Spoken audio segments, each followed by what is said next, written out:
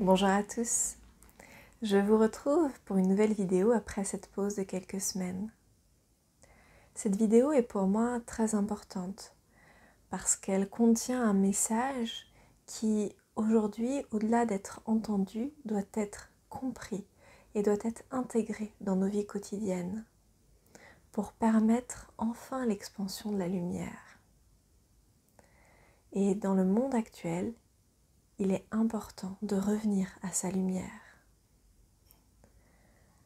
On le sait, depuis des siècles, c'est transmis par différents maîtres. Nous ne sommes pas des êtres humains vivant une expérience divine, mais nous sommes des êtres divins vivant une expérience humaine. On le sait, mais bien peu de personnes l'appliquent dans leur quotidien. Bien peu de personnes encore se tournent entièrement de tout leur être vers la lumière, vers leur part divine. Pourquoi ? Parce que nous sommes rattrapés par les obligations, par ce que nous avons à faire, par tout ce que nous croyons, par l'illusion dans laquelle nous vivons. Et tout ça, ça passe par un aspect de notre être, un aspect qui s'appelle le personnage. J'en ai déjà parlé du personnage, de l'ego sur cette chaîne, mais je trouvais important de revenir sur cette notion. Le personnage, c'est une construction mentale à laquelle on s'identifie. Cette construction, elle est composée de notre passé, de nos croyances, de nos blessures, de nos illusions, de nos attachements, de nos émotions refoulées, des histoires qu'on se raconte, de toutes nos identifications. Je suis mon prénom, je suis ma fonction dans la société ou dans la famille, je suis ce que je fais, je suis ce que j'ai, je suis ce que je ressens, je suis mes pensées, je suis mes émotions, tout ce à quoi on s'identifie. Le personnage, on l'appelle aussi l'ego. Et c'est principalement ce personnage qui vient faire obstruction à l'expression de notre lumière, à l'expression de notre divinité. Alors pourquoi est-ce qu'on s'est encombré d'un personnage ? Pour comprendre l'utilité du personnage, il faut d'abord comprendre le chemin de l'étincelle de vie, de l'étincelle de la source qui s'est incarnée.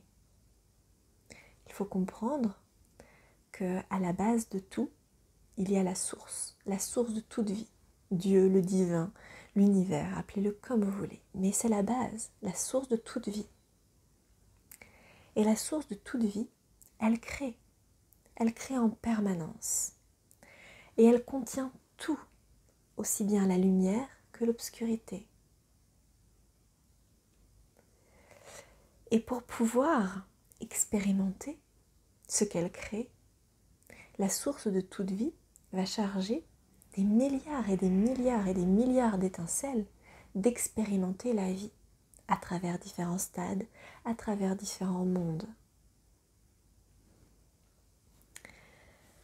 Donc l'étincelle issue de la source de toute vie va passer par plusieurs stades pour expérimenter tous les aspects de la vie.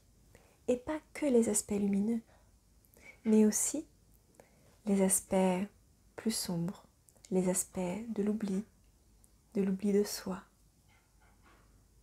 les aspects de la séparation.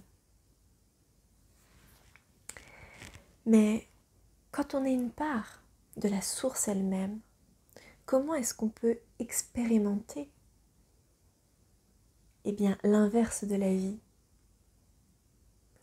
Et c'est pour répondre à cette question que le personnage a été créé. Prenons un exemple très simple, celui des jeux vidéo. Aujourd'hui, j'ai envie d'expérimenter un monde à travers un personnage. Eh bien, c'est exactement la même chose pour l'étincelle. travers un jeu vidéo, on va créer un personnage avec des caractéristiques, des capacités, pour découvrir le monde et interagir avec lui. On peut très bien découvrir un monde post-apocalyptique, comme un monde lié au Far West, comme un monde galactique. On peut découvrir tous les mondes que l'on veut à travers les jeux vidéo et interagir dans ce monde grâce au personnage. Et c'est le personnage qui va réaliser les actions. C'est le personnage qui va expérimenter.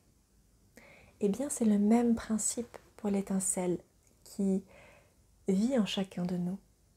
Elle a créé un personnage pour expérimenter. Et la source a créé des espaces dans lesquels eh bien, les étincelles vont pouvoir expérimenter tout ce qu'elles ne sont pas. Ce sont des espaces de libre arbitre, où l'étincelle a le choix à chaque instant de ce qu'elle veut expérimenter à travers son personnage. Et attention, à aucun moment, l'étincelle ne se confond avec son personnage. Tout comme à aucun moment, lorsque vous jouez à un jeu vidéo, vous devenez le personnage. Vous restez le joueur. Eh bien, c'est la même chose pour l'étincelle. Elle reste ce joueur. Mais elle va avoir un lien plus profond avec le personnage. Et quand on va arriver sur Terre, nous, en tant que personnage, on va passer par le voile de l'oubli. On va oublier que nous ne sommes qu'une projection de l'étincelle, que nous sommes là pour permettre à l'étincelle d'expérimenter. Et on va oublier même qu'il y a une étincelle en nous. On va oublier que nous sommes réellement l'étincelle.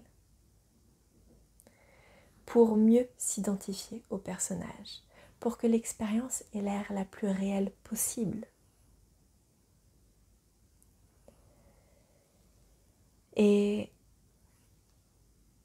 le but de cette expérience à travers le personnage, le but de ce choix, le but de ce libre arbitre, eh bien ça va être de se perdre totalement, d'oublier totalement qui nous sommes.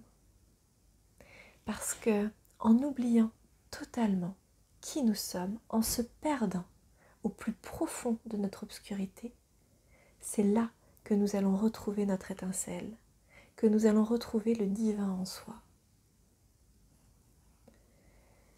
Et ça se passe sur plusieurs milliers de cycles de vie. Mais aujourd'hui, on arrive à un moment charnière de nos évolutions, à un moment où nous sommes prêts eh bien, à retrouver notre lumière et à laisser le personnage se dissoudre. Et c'est la plus grande difficulté que l'on a aujourd'hui, c'est d'identifier le personnage et d'accepter de le laisser se dissoudre dans la lumière. Aujourd'hui, on est dans un monde qui est créé par le personnage. C'est pour ça qu'on est dans un monde qui marche à l'envers, parce qu'il n'est pas d'inspiration divine, il est d'inspiration égotique. Et là, le personnage, dans ce monde qu'il a créé, il s'est perdu autant qu'il pouvait se perdre. Et on le voit dans notre quotidien, on le voit dans les événements qui se passent. Et s'il y a une bonne nouvelle dans le fait de se perdre, c'est que c'est le moment où l'on retrouve notre lumière. C'est le moment de reprendre conscience de l'étincelle en chacun de soi et de se désidentifier du personnage. Alors je sais, c'est pas la voie la plus facile, c'est pas la voie la plus attrayante, mais pourtant, il n'y a que comme ça qu'on fera cette bascule intérieure entre le personnage et le divin. Il n'y a que comme ça que l'on viendra vraiment expérimenter cette phrase de « nous sommes des êtres divins ayant une expérience humaine ». Il n'y a qu'en apprenant à se désidentifier de tout ce que l'on croit être que l'on va pouvoir retrouver notre lumière et la laisser s'expérimenter et s'exprimer à travers soi. Le personnage a atteint ses limites. Et il est temps pour l'étincelle, qui a déjà expérimenté tout ce qu'elle n'était pas, eh bien, de pouvoir expérimenter enfin ce qu'elle est dans la matière. Donc le personnage va commencer à s'effacer. C'est ça, cette nouvelle phase d'éveil dont je vous ai parlé dans mes dernières vidéos. Et comment laisser le personnage s'effacer? Comment le laisser se dissoudre? Eh bien, ça va d'abord être de l'identifier, de savoir quand est-ce que c'est lui qui mène la danse ou quand est-ce que c'est notre cœur, notre étincelle. Ça va être d'aller au-delà des illusions, au-delà des croyances, au-delà de l'illusion de la séparation, de l'illusion du manque, de l'illusion du besoin, de l'illusion du jugement, de toutes les illusions que l'on peut nourrir. Et surtout, on permet au personnage de se dissoudre lorsque l'on vient créer la paix en soi. Si le personnage est là, c'est pour une bonne raison, c'est pour l'expérience de l'étincelle.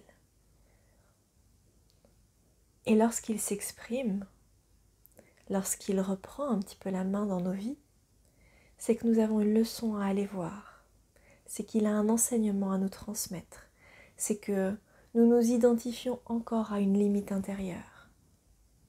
Et il nous invite à aller voir cette limite et à recréer la paix, de l'harmonie et de la lumière en soi.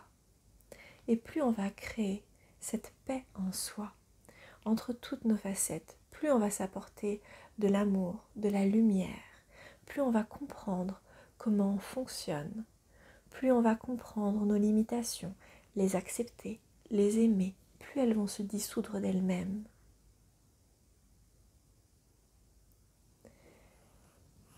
Et aujourd'hui, c'est ce travail intérieur, cette ingénierie intérieure, comme certains l'appellent, qui va vraiment permettre cette bascule du personnage au divin. Et c'est ce dont on a besoin, que de plus en plus de personnes fassent cette bascule dans leur quotidien et se demandent chaque jour comment est-ce qu'aujourd'hui je sers le divin en moi. Je vous souhaite une bonne journée. À bientôt.